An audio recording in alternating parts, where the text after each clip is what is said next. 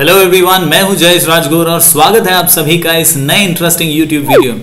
दोस्तों, हम पढ़ रहे हैं 12th स्टैंडर्ड इकोनॉमिक्स का नया syllabus chapter number 3A demand analysis. और आज हम पढ़ने वाले हैं इस चैप्टर का सबसे इंपॉर्टेंट और महत्वपूर्ण आंसर, लॉ ऑफ डिमांड। दोस्तों, अगर आप पिछले 8 से 10 साल के पास पेपर्स निकाल कर देखेंगे तो हर पेपर में आपको ये क्वेश्चन ज़रूर दिखाई देगा, और वो भी ये क्वेश्चन इतना इंपॉर्टेंट है कि ये यूजुअली 8 मार्क्स के लिए पूछा जाता है। चलिए दोस्तों, quickly let us start with law of demand 3A chapter demand analysis.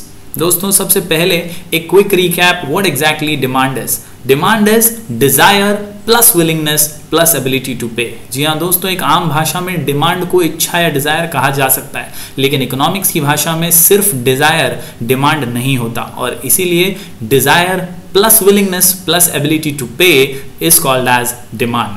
बढ़ते हैं आगे और देखते हैं क्या एग्जैक्टली है लॉ ऑफ डिमांड। दोस्तों, ये लॉ जो है इसका इंट्रोडक्शन एग्जैक्टली हुआ अल्फ्रेड मार्शल की किताब प्रिंसिपल्स ऑफ इकोनॉमिक्स से, जो पब्लिश की गई 1890 में। जी हाँ दोस्तों, the law of demand was introduced by professor Alfred martial in his book principles of economics, which was published in 1890.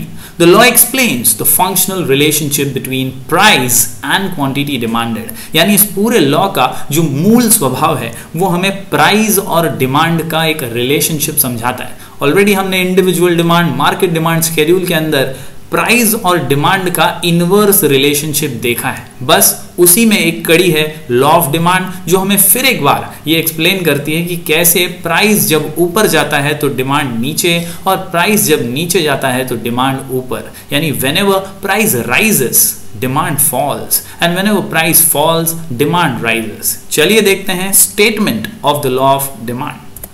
जी हाँ दोस्तों, according to professor Alfred Marshall, other things being equal, higher the price of a commodity, smaller is the quantity demanded, and lower the price of a commodity, larger is the quantity demanded. बस यही statement है जिसके अंदर कुछ important शब्द हैं जो आपको याद रखने हैं। Higher, smaller, lower, larger. Once again I repeat दोस्तों, क्वेश्चन है statement of law of demand, और बहुत इंपॉर्टेंट है कि आप बोर्ड एग्जाम में स्टेटमेंट को एज इट इज लिखें। और स्टेटमेंट को याद रखने के लिए 4 शब्द बहुत ज्यादा इंपॉर्टेंट है, HSLL, HSLL, where higher, smaller, lower, larger. Higher, smaller, lower, larger. Once again I repeat दोस्तों, other things being equal, higher the price, smaller is the quantity demanded. Lower the price, larger is the quantity demanded. बहुत simple शब्दों में Alfred Marshall हमसे कहना चाहते हैं कि एक आम टेंडेंसी है, ये आम ह्यूमन बीइंग का बिहेवियर है कि जब भी किसी कमोडिटी की प्राइस हाइयर होती है तो उसकी डिमांड स्मॉलर हो जाती है, कम हो जाती है, क्योंकि भाव बहुत ज्यादा है। और यही बात ऑपोजिट वे में भी देखी गई है, एक आम टेंडेंसी कि जब प्राइस लोअर है तो लार्जर क्वांटिटी डिमांड की जाती है। तो स्टेटमेंट आसानी से आप याद रख सकते हैं इन 4 शब्दों के साथ, हाइयर, स्मॉलर, लोअर, लार्जर। यानी higher price, smaller demand, lower price, larger demand. चलिए बढ़ते हैं आगे। दोस्तों, इसे अगर हम सिंपल शब्दों में समझना चाहें तो other factors remaining constant, if the price of a commodity rises, demand for it falls, and when price of a commodity falls, demand for the commodity rises. Thus there is an inverse relationship between price and quantity demanded. बहुत simple शब्दों में Alfred Marshall का ये मानना है कि अगर सभी फैक्टर्स जो हैं वो कांस्टेंट रहते हैं, फैक्टर्स में कोई बदलाव नहीं आता है। दोस्तों, मैंने पिछले वीडियो में ही बताया फैक्टर्स अफेक्टिंग डिमांड, या we can say determinants of demand, हमारी टेक्स्ट बुक का क्वेश्चन है। बहुत ही अच्छा क्वेश्चन, बहुत ही इंपॉर्टेंट क्वेश्चन पिछले ही वीडियो में हमने किया। अगर आपने वो वीडियो नहीं देखा तो ऊपर जो आई कार्ड दिख रहा है वहां पर क्लिक करके डिटरमिनेंट्स ऑफ डिमांड यानी फैक्टर्स अफेक्टिंग डिमांड जरूर पढ़िए। और उससे ये जो है बात कही गई है, अल्फ्रेड मार्शल कहते हैं कि सारे फैक्टर्स कॉन्स्टेंट रहने चाहिए, उनमें कोई बदलाव नहीं आना चाहिए।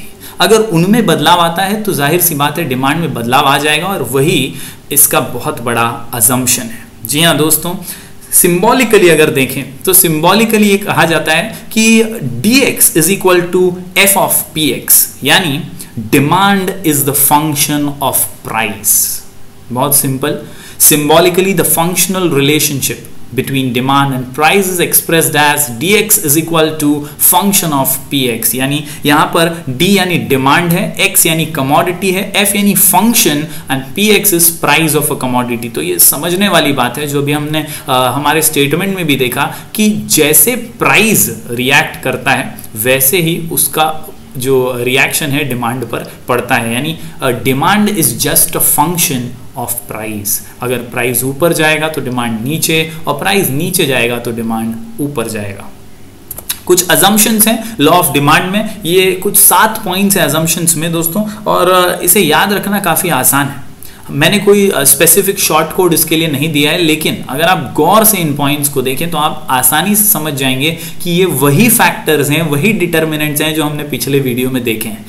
बस बात इतनी है कि assumptions of law of demand में अल्फ्रेड मार्शल ये चाहते हैं कि वो सारे फैक्टर्स कांस्टेंट रहें। यानी आपको पॉइंट्स वही याद रखने हैं जो आपने पिछले वीडियो में देखे हैं डिटर्मिनेंट्स में, और सिर्फ आपको उन पॉइंट्स के आगे लिखना है there should be no change, there should be no change, there should be no change, और they should remain constant. For example constant level of income, हमने डिटर्मिनेंट्स में पिछले वीडियो में एक पॉइंट पढ़ा था कि फैक्टर्स डिटरमाइनिंग डिमांड में इनकम एक बहुत इंपॉर्टेंट फैक्टर है। अगर इनकम कम होती है तो डिमांड कम होती है, अगर इनकम बढ़ती है तो डिमांड भी बढ़ती है। तो अल्फ्रेड मार्शल का ये अजम्पशन है कि the level of income should be constant, क्योंकि उसे भी पता है कि अगर इनकम किसी व्यक्ति की बढ़ जाएगी तो वो ज्यादा डिमांड करेगा, अगर इनकम किसी व्यक्ति की कम होगी तो वो कम डिमांड करेगा। इसीलिए उनका अजम्पशन है कि अगर लॉ को एक्सपीरियंस करना है तो लेवल ऑफ इनकम कांस्टेंट होना चाहिए।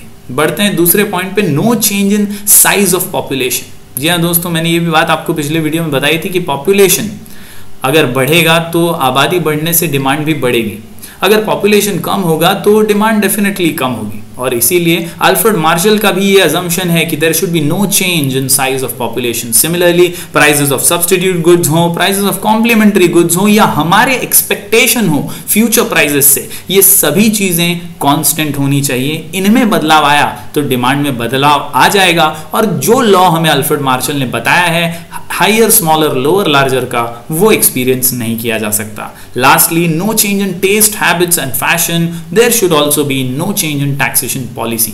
बेसिकली ये सारे अजम्पशन जो अल्फ्रेड मार्शल कर रहे हैं वो अपने लॉ को एक्सपीरियंस करवाने के लिए कर रहे हैं। अल्फ्रेड मार्शल का जो लॉ है HSLL, higher smaller lower larger, उन्हें अगर आपको एक्सपीरियंस करना है तो ये सारे फैक्टर्स कांस्टेंट होने बहुत जरूरी है।